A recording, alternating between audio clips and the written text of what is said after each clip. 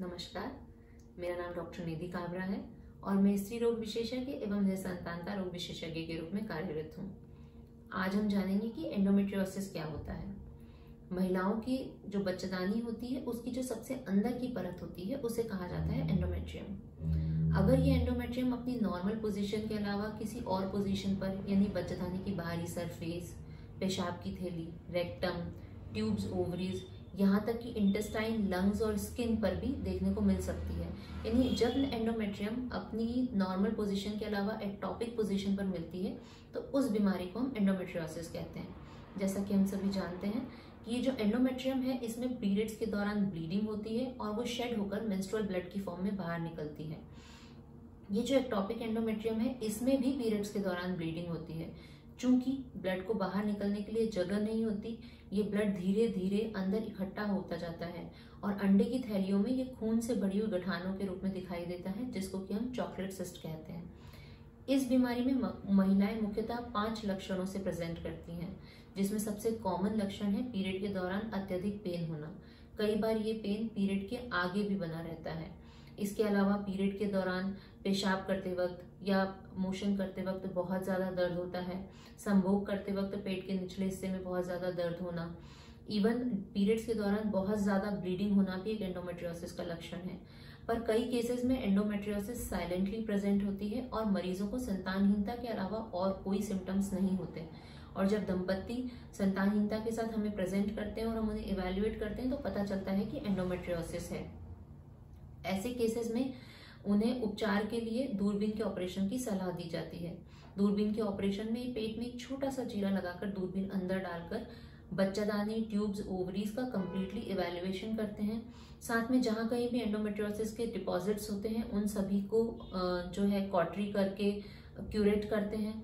जो ओवरी के अंदर चॉकलेट सिस्ट होती है उनको ड्रेन करते हैं, उनकी सिस्टिक वॉल को रिमूव किया जाता है। साथ ही साथ एंडोमेट्रियोसिस की ग्रेडिंग भी की जाती है। एंडोमेट्रियोसिस यूजुअली 4 ग्रेड में मिलता है: minimal, mild, moderate and severe.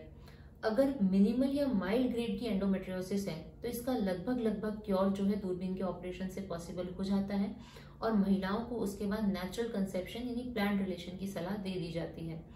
अगर एंडोमेट्रियोसिस मॉडरेट या सिवियर ग्रेड का होता है, यानी इसकी जो ग्रेडिंग है वो 16 या 40 से ज्यादा होती है, उन केसेस में महिलाओं को कृत्रिम गर्भाधान यानी IUI या IVF की सलाह दी जाती है।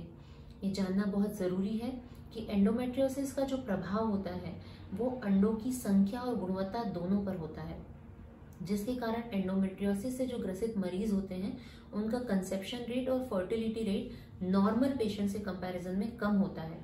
तो जैसे ही एंडोमेट्रियोसिस की ग्रेडिंग कंप्लीट हो जाए, आपको पता चल जाए कि आपको एंडोमेट्रियोसिस है, जल्दी से जल्दी प्रेगनेंसी प्लान कर लेना चाहिए, क्योंकि प्रेगनेंसी अपने आप में जो है एंडोमेट्रियोसिस को 50 से 80% तक क्योर कर देती है। ये जानना और समझना बहुत ज़रूरी है कि एंडोमेट्रियोसिस एक प्रोग्रेसिव बीमारी है। इसका जो है कंट्रोल किया जा सकता है पर इसे कम्प्लीटली क्योर नहीं किया जा सकता।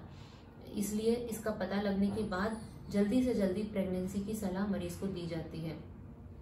ऐसा नहीं है कि एंडोमेट्रियोसिस सिर्फ संतानहीन दंपतियों में मिलता है।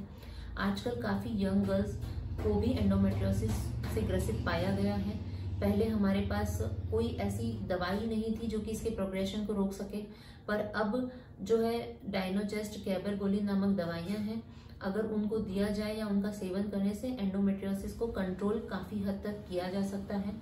तो अगर आपको लगता है कि ऊपर बताए गए लक्षणों में से आप किसी भी लक्षण से ग्रसित हैं तो आप आज ही जाकर अपने डॉक्टर को कंसल्ट करिए और उनके बताए गए उपचार को फॉलो करिए। अगर आप हमसे किसी भी तरह की उम्मीद रखते हैं या कोई सलाह चाहते हैं तो आप नीचे लिखे गए नंबरों पर हमसे कांटेक्ट कर सकते हैं या फिर नीचे लिखे गए पते पर आकर हमसे डायरेक्टली कंसल्ट भी कर सकते हैं। हमें आपकी मदद करने में बहुत ज़्यादा खुशी होगी। धन्यवाद।